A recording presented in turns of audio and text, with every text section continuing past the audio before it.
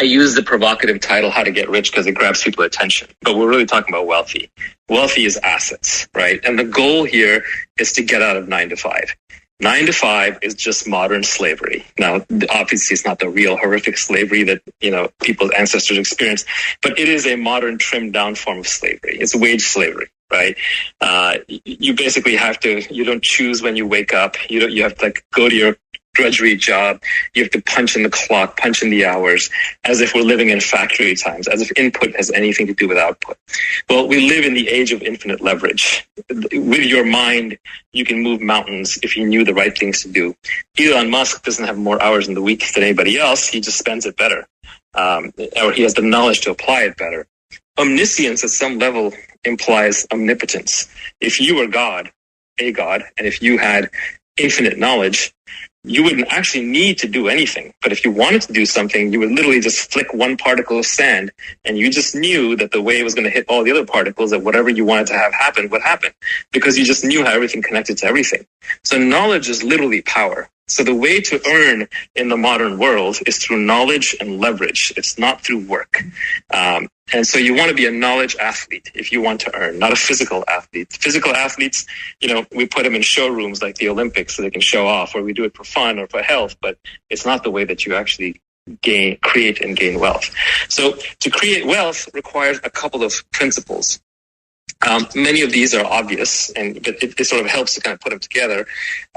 The place where I kind of create a framework around it, I say there are three things that you really need to do. The first is you need to have some specific knowledge. The second is you need to take on accountability. And the third is you need to have leverage. Those are the three key components. Specific knowledge is knowing how to do something that other people don't know how to do. And you can't be trained to do it. So then it begs the question, how do you learn it? What is specific knowledge? Examples of specific knowledge could be the artificial intelligence field is just coming up and I'm really deep into it.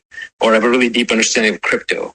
Or I know how to do sales of very difficult, large objects. Like I know how to sell houses that are like broken down and in need of repair.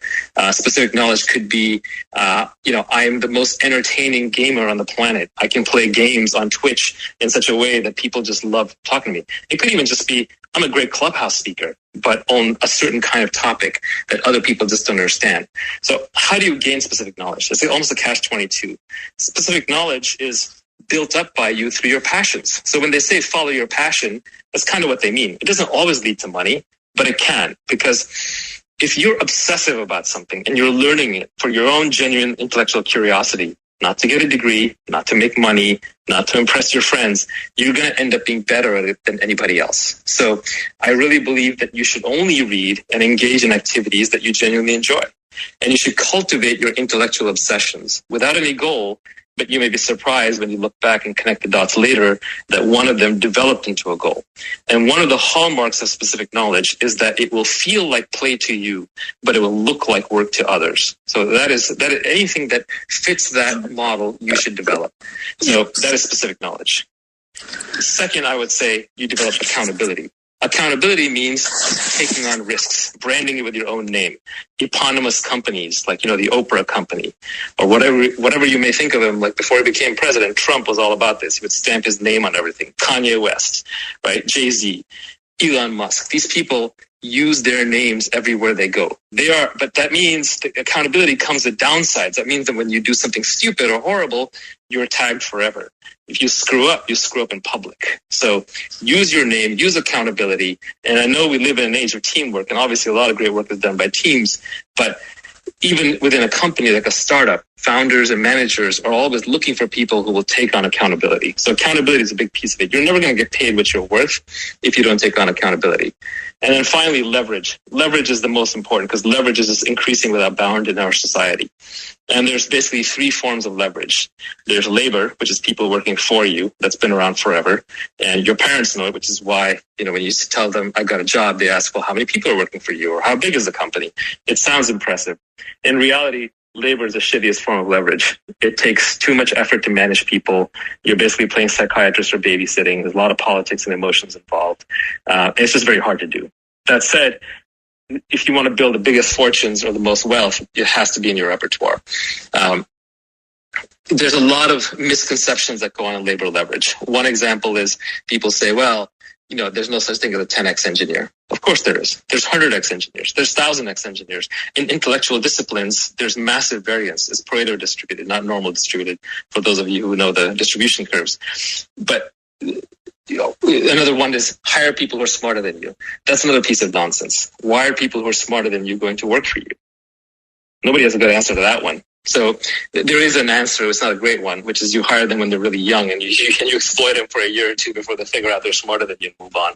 So you can do some short-term opportunities, or you can invest in people who are smarter than you. But you also have to be really good at what you do. Otherwise, good people aren't going to work for you.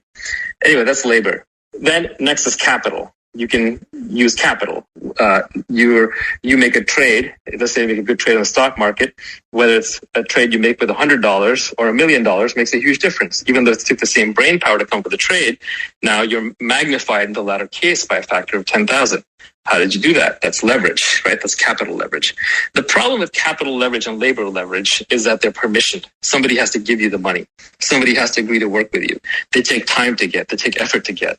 With the capital leverage, there's often risk involved, especially if it's your own capital. So that brings us to the last form of leverage. And this is the most powerful form of leverage and is behind all the newly rich.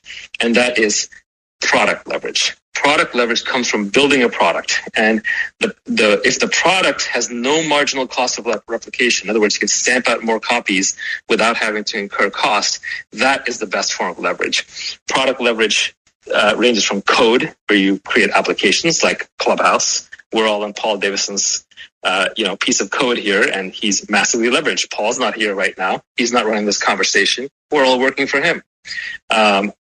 It also comes from media, like creating content, like Joe Rogan creates a podcast and gets stamped out. It can come from a book. It can come from even products like, someone sells you a pill, it could be a happy pill, a sugar pill, whatever. A pill is 98% intellectual property. The actual physical cost of what went in there is very low. So fundamentally, what you want to do is you want to put yourself in a situation where you take your specific knowledge that you've developed over the years without even trying, the things that you're good at that other people are naturally bad at, that you got to by following your own intellectual obsessions. You add that to accountability, put your name on it, take some risks.